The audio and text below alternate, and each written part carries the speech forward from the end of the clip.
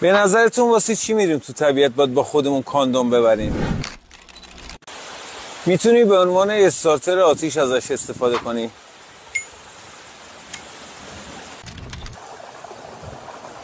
وقتی تو فصل سرما میری تو طبیعت امکان داره درگیر سرمازدگی بشی.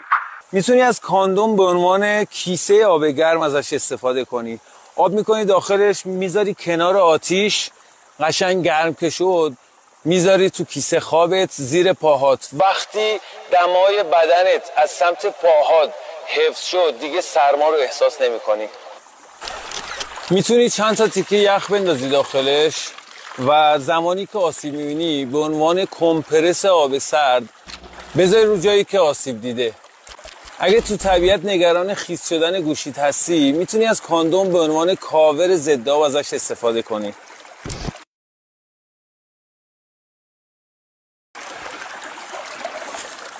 میذاری توی آب. به خاطر خاصیت کشسانی خیلی خوبی که کاندوم داره میتونیم به عنوان شریان بند ازش استفاده کنیم. البته ذهنیت شما رو هم دوست داشتم.